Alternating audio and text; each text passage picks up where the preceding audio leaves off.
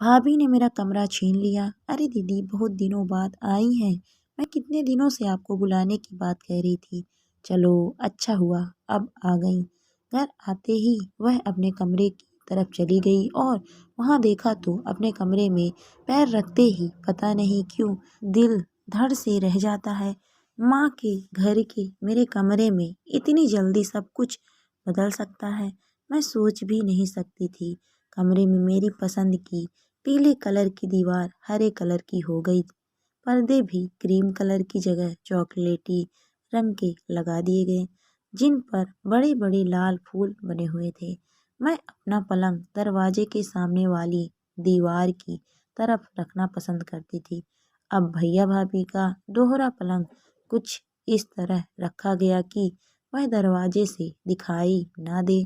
पलंग पर भाभी लेटी हुई, जिधर मेरी पत्रिकाओं का रैंक रखा जाता था, अब उसे हटाकर वहां झूला रख दिया गया है, जिसमें वह सफेद मखमली सा शिशु किलकारियां ले रहा है, जिसके लिए मैं भैया की शादी के साल भर बाद ससुराल से भागी चली आ रही हूँ।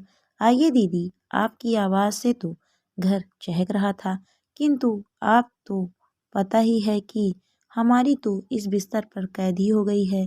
भाभी के चेहरे पर नवजात मातृत्व की कामनीय आभा है। वह तकिए का सहारा लेकर बैठ जाती हैं। आप पलंग पर मेरे पास ही बैठ जाइए। मुझे कुछ अटपटा सा लगता है। मेरी माँ के घर में मेरे कमरे में कोई बैठा मुझे ही एक पराया मेहमान की तरह आग्रह से बैठा रहा है। पहले यह बताइए कि अब आप कैसी हैं? मैं सहज बनने की कोशिश करती हूँ। यह तो हमें देख कर बताइए। आप चाहे उम्र में छोटी सही, लेकिन अब तो हमें आपके भतीजे को पालने के लिए आपके निर्देश चाहिए। हमने तो आपको ननद के साथ गुरु भी बना लिया है। मैं थोड़ा संकुचा जाती हूँ। भैया मुझसे 3 वर्ष ही तो बड़े थे, लेकिन उन्हीं की जिद थी कि पहले शिल्पा की शादी होगी, तभी वह शादी करेंगे। मेरी शादी भी पहले हो गई और बच्चा भी। भाभी अपनी ही रो में बताए जा रही है कि किस तरह अंतिम क्षणों में उनकी हालत खराब हो गई थी। ऑपरेशन द्वारा प्रसव हुआ। आप तो बोलती थी कि सब कुछ सामान्य चल रहा है, फिर ऑपरेशन क्यों हुआ? कहते हुए मेरी नज़र अलमारी पर फिसल जाती है, जहाँ मेरी इकोनॉमिक्स की मोटी मोटी किताबें रखी रहती थी। वहाँ एक खाने में मुन्ने के कपड़े, दूसरे में झुनझुने व छोटे मोटे खिलौने, ऊपर वाला खाना गुलदस्तों से सजा हुआ है।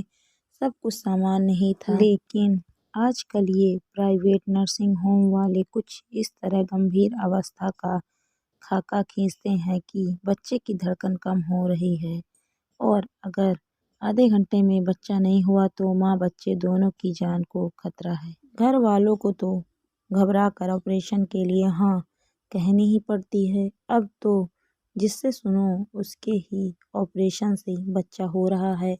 हमारे ज़माने में तो इक्का दुक्का बच्चे ही ऑपरेशन से होते थे। माँ शायद रसोई में हमारी बात सुन रही है, वहीं से हमारी बातों में दखल देती है। मेरी टटोलती निगाह उन क्षणों को छूना चाह रही है जो मैंने अपनी माँ के घर के इस कमरे में गुजारे हैं। परीक्षा की तैयारी करनी है तो यही कमरा, बाहर जाने के लिए तैयार होना है तो श्रृंगार मेज के सामने घूम घूम कर अपने आप को निखारने के लिए यही कमरा। माँ या पिताजी से कोई अपनी जिद मनवानी हो तो पलंग पर उल्टे लेट कर रूठने के लिए यही कमरा, या किसी बात पर रोना हो तो सुबकने के लिए इसी कमरे का कोना। मेरा क्या कुछ नहीं जुड़ा था इस कमरे से? अब यही इतना बेगाना लग रहा है कि यह अपनी उछलती कूदती शिल्पा को पहचान नहीं पा रहा। तू यहीं छिपी बैठी है, मैं तुझे कब से ढूंढ रहा हूँ। भैया आते ही एक चपत मेरे सिर पर लगाते हैं। भाभी के हाथ में कुछ पैकेट थमा कर कहते हैं, लीजिए, बंदा आपके लिए शक्तिवर्धक दवाइयाँ एवं फल ले आया है। फिर मुन्ने को गोद में उठाकर अपना गाल उसके गाल से सटाते हुए कहते हैं, देखा तूने इसे? माँ कह रही थी, बचपन में तू बिल्कुल ऐसी ही लगती थी। अगर यह तुझ पर ही गया तो इसके नखरे उठाते उठाते हमारी मुसीबत ही आ जाएगी। मारूंगी ऐसे कहा तो मैं तुनक कर जवाब देती हूँ, मुझे यह दृश्य भला सा लग रहा है। अपने संपूर्ण पुरुषत्व की पराकाष्ठा पर पहुंचा पिता के गर्भ से दीप्त मुन्ने के गाल से सटा भैया का चेहरा सब कुछ बेहद अच्छा लगने पर भी इतनी खुश होते हुए भी एक कतरा उदासी चुपके से आकर मेरे पास बैठ जाती है।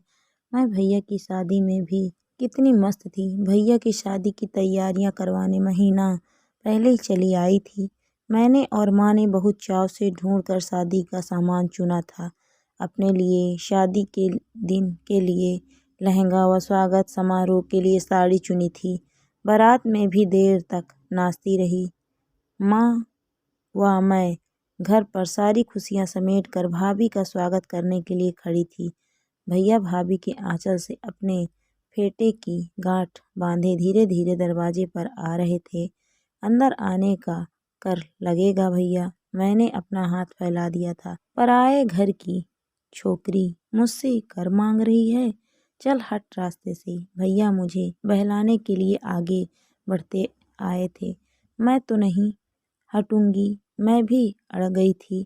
अमित झिक झिक ना कर, नेंग तो देना ही होगा। माँ और एक बुजुर्ग महिला ने बीच में बचाव किया था। तुम ही बताओ इसे कितनी बख्शीश दे? भैया ने स्नेहिल दृष्टि से भाभी को देखते हुए पूछा था। भाभी तो संकोच से आधे घूंघट में और भी सिमट गई थी, किंतु मुझे कुछ बुरा लगा था। मुझे कुछ देने के लिए भैया को अब किसी से पूछने की ज़रूरत महसूस होने लगी है। अपनी शादी के बाद पहले अमित का फिर चीनू का आगमन, सच ही मैं भी अपनी दुनिया में मस्त हो गई थी। मुझे खुशी देखती माँ, पिताजी व भैया की खुशी से उछलती तृप्ति दृष्टि में भी एक कतार रेखा होती थी कि शिल्पा अब पराई हो गई। माँ तो मुझसे कितनी जुड़ी हुई थी। घर का कोई महत्वपूर्ण काम होता तो शिल्पा से पूछ लो, कुछ विशेष सामान लाना हो तो शिल्पा से पूछ लो।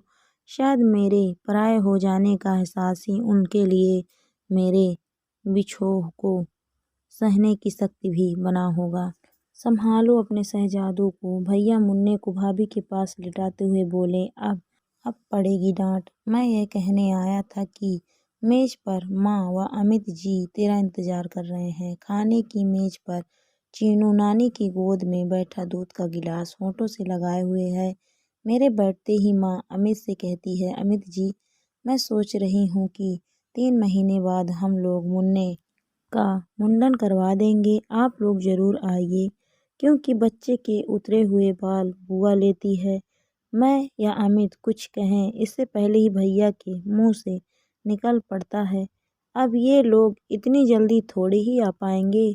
मैं जानती हूँ कि भैया की इस बात में कोई दुराव नहीं है, पर पता नहीं क्यों मेरा चेहरा बेरौनक हो उठता है। अमित निर्विकार उत्तर देते हैं, 3 महीने बाद तो आना नहीं हो सकता। इतनी जल्दी मुझे छुट्टी भी नहीं मिलेगी। माँ जैसे बचपन में मेरे चेहरे की एक एक रेखा पढ़ लेती थी, वैसे ही उन्होंने अब भी मेरे चेहरे की भाषा पढ़ ली है। वह भैया को हल्की सी झिड़की देती हैं, तू कैसा भाई है? अपनी तरफ से ही बहन के ना आ सकने की मजबूरी बता रहा है। तभी तो हमारे लोकगीतों में कहा गया है कि माई कहे बेटी नित नित अइयो, बाप कहे 6 मास, भाई कहे बहन साल पीछे अइयो। वह आगे की पंक्ति भाभी कहे कहाँ काम जानबूझकर नहीं कहती। माँ मेरा यह मतलब नहीं था। अब भैया का चेहरा देखने लायक हो रहा है, लेकिन मैं व अमित जोर से हंसकर वातावरण हल्का फुल्का कर देते हैं। मैं चाय पीते हुए देख रही हूँ कि माँ का चेहरा साल भर में खुशी से कितना खिलखिला हो गया है। वरना मेरी शादी के बाद उनकी सूरत कितनी बुझी बुझी रहती थी। जब भी मैं ससुराल से यहाँ आती तो वह 1 मिनट भी चुप नहीं बैठती थी। हर समय उत्साह से भरी कोई न कोई किस्सा कहानी सुनाने में लगी रहती थी। माँ, आप बोलते बोलते थकती नहीं, मैं चुटकी लेती। तू चली जाएगी तो सारे घर में मेरी बात सुनने वाला कौन बचेगा। हर समय मुँह सिए बैठी रहती हूँ। मुझे बोलने से मत मना कर। अकेले में तो सारा घर भैया संभालता रहता है, तो भैया की शादी कर दीजिए, दिल लग जाएगा। बस उसी के लिए लड़की देखनी है। तुम भी कोई लड़की नज़र में रखना। कभी माँ को मेरी शादी की चिंता थी।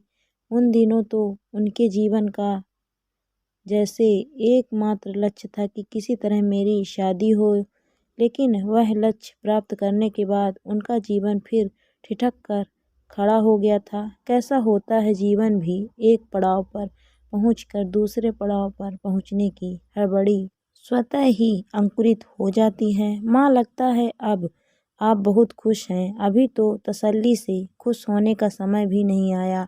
नौकर के होते हुए भी मैं तो मुन्ने की आया बन गई हूँ। सारे दिन उसके आगे पीछे घूमना पड़ता है। वह मुन्ने को रात के 10 बजे अपने बिस्तर पर लिटाकर उससे बातें कर रही हैं। वह भी अपनी काली चमकीली आंखों से उनके मुंह को देख रहा है। अपने दोनों होंठ सिकोड़ कर कुछ आवाज़ निकालने की कोशिश कर रहा है। चीनू भी नानी के पास अलथी पलथी मार कर बैठा हुआ है। वह इसी चक्कर में है कि कब अपनी उंगली मुन्ने की आंख में गड़ा दे या उसके गाल पर पप्पी ले ले। माँ, 10 बज गए हैं। मैं जानबूझकर कहती हूँ क्योंकि माँ की आदत है। जहाँ घड़ी पर नजर गई कि 10 बजे हैं तो अधूरे काम छोड़कर बिस्तर में जा घुसेगी, क्योंकि उन्हें सुबह जल्दी उठने की आदत है। 10 बज गए तो क्या हुआ, अभी हमारा मुन्ना राजा सोया नहीं है तो हम कैसे सो जाएं। माँ जानबूझकर तुतलाकर बोलते हुए स्वयं बच्चा बन गई हैं। थोड़ी देर में मुन्ने को सुलाकर माँ ढोलक लेकर बैठ जाती हैं। चल आ बैठ, 5 जच्चा शगुन की गा लें। आज दिन भर वक्त नहीं मिला। मैं उबासी लेते हुए उनके पास नीचे फर्श पर बैठ जाती हूँ। उन्हें रात के 11 बजे उत्साह से गाते देखकर सोच रही हूँ कि कहाँ गया उनका जोड़ों का या कमर का दर्द।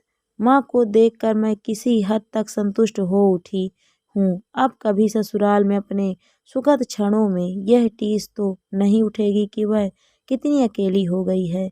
मेरा यह अनुभव तो बिल्कुल नया है कि माँ मेरे बिना भी सुखी हो सकती है। नामकरण संस्कार वाले दिन सुबह तो घर परिवार के लोग ही जुटे थे। भीड़ तो शाम से बढ़नी शुरू होती है। कुछ औरतों को सामियाने में जगह नहीं मिलत, इसीलिए वे घर के अंदर चली आ रही हैं। खाना पीना, शोर शराबा, गाना बजाना, उपहार व लिफाफों को संभालते पता ही नहीं लगता कब 11:30 बज गए हैं। मेहमान लगभग जा चुके हैं। कुछ भूले भटके 10 लोग ही खाने की मेज के इर्द गिर्द प्लेट हाथ में लिए गपशप कर रहे हैं।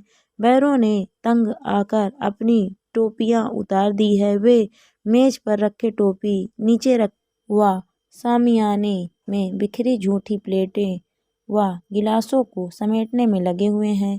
तभी एक बैरा गुलाब जामुन व हरी बर्फी से प्लेट में शुभकामनाएं लिखकर घर के अंदर आ जाता है। मामी बरामदे में बैठी हैं। वह उन्हीं से पूछता है, बहू कहाँ है, जिनके बच्चे की दावत है। तभी सारे घर में बहू की पुकार मच उठती है। भाभी अपने कमरे में नहीं है। मुन्ना मुन्ना तो झूले में सो रहा है।